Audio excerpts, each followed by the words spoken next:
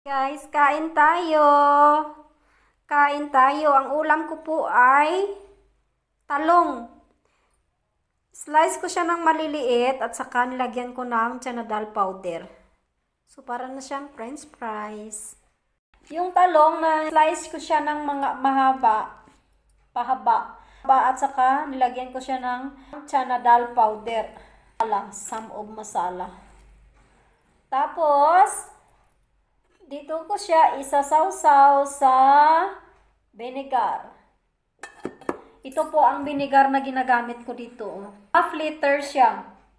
Half liter siya guys. Pero tingnan nyo kung magkano ang presyo. Diba? Tingnan nyo ang presyo guys. Makikita nyo ba? Kasi dito ang mga items guys sa India. May mga ano na yan. May mga presyo na yan. Saan ba? Ito po. Ito po sa baba. Ang presyo niya po ay 495. Kalahating litro lang siya. Kasi pag yung ibang yung mga lang ba, yung mga local lang, yung mga local na vinegar ang bibilhin ko. Ano siya? Di ba malutong? Sarap. May niluto man ako doon na papo, kaya lang hindi akong kumain. Talong, pangontra sa ubo.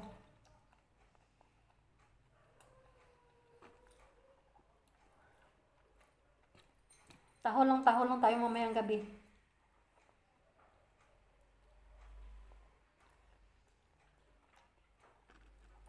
Para siyang french fries ba? Ayan po sa loob niya, oh. Di ba puti? Talong po to.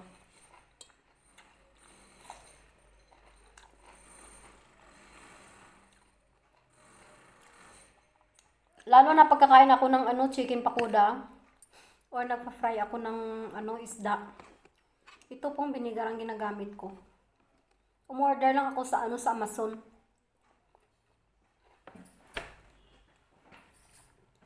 Gusto ko sana ang tuyo, kaya lang ang tuyo dito palat. Maarat.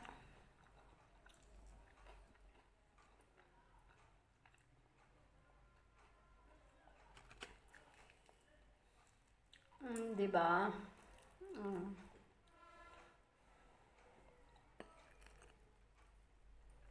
Itong talong po ay parang katulad dyan sa atin sa Pilipinas.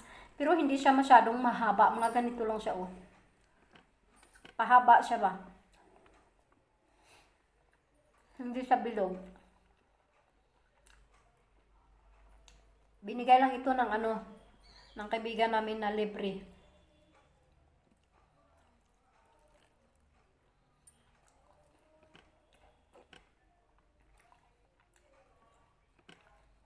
Ang sarap ng ng suka. Asim na asim talaga siya.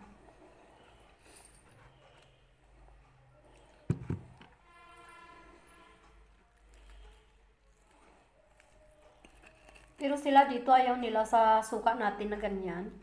Na may amoy. Kasi may suka sila dito. Hindi siya maasim, siya maalat. Yung hinahalo nila sa gobi, manchuri.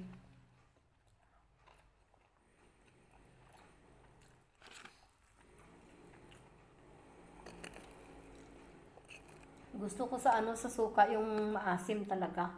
Para siyang suka na gawa sa sa lubi. Yung para lang siyang organic. Parang organic siya kasi mayroon siya sa baba ng parang sinamakan ba.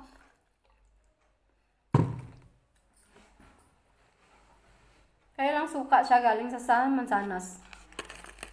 Alam nyo guys, salamat lang ako ngayon na masama ang pakiramdam ko pero kumakain ako. May time talaga na hindi ako kumakain. So, ibig sabihin, ganito kong sakit, parang lang siya ba? Kung sa Ilonggo subaw, nasubawan lang ko siguro ba. Mm.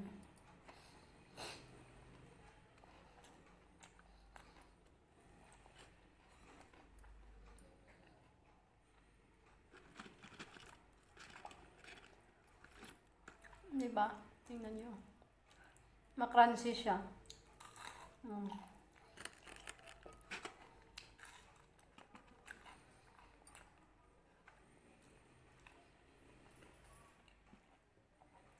Isang kilo ang binigay sa akin hapon. Gustong gusto ko na magluto nito. Kaya lang, masamang pakiramdam ko talaga kahapon.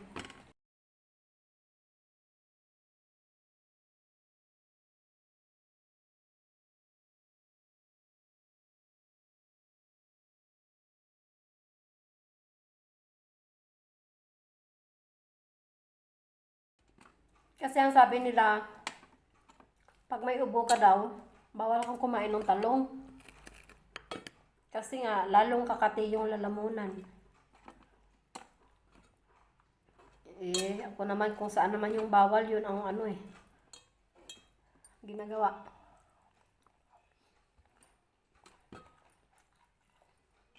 Dungol-dungol mo ba eh?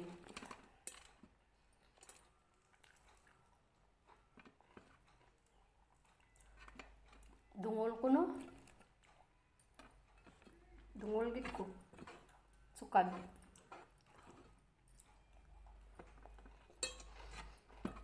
Tama. Pero masarap.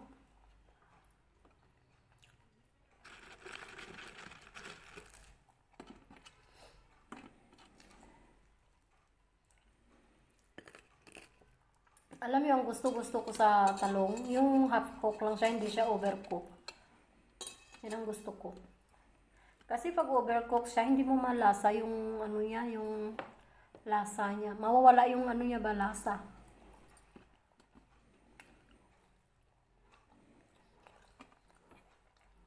Purple siya, klase ng talong. Ito po ang kulay niya talaga, oh.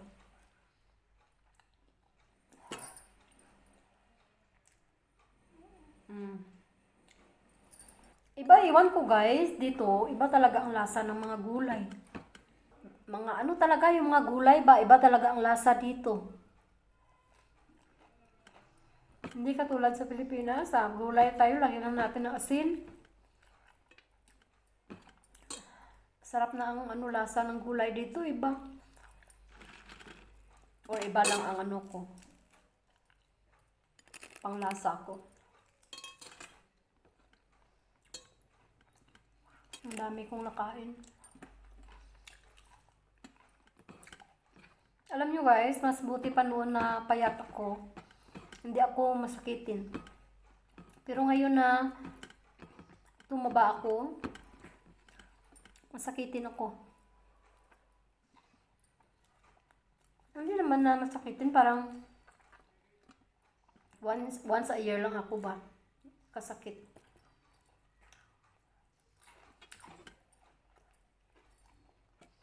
Ayan, sabi ko ayaw kong kainin pero pinawasan ko. Tama na.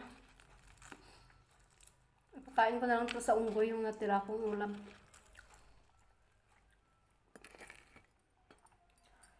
Kasi nga, ang mga unggoy palagi ditong pumupunta, binibigyan ko kasi ng pagkain.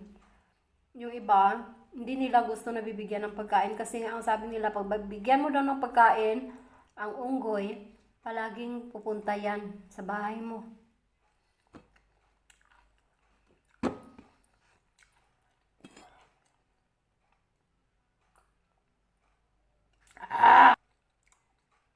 Grabe yung suka na to. Nilagyan ko pa naman ng asin. Ito masarap. Maganda din ito sa ubo. Makati sa lamunan. May natira pa ako. Tama na. Okay guys. Salamat sa panunood. Salamat sa inyong lahat. Bye!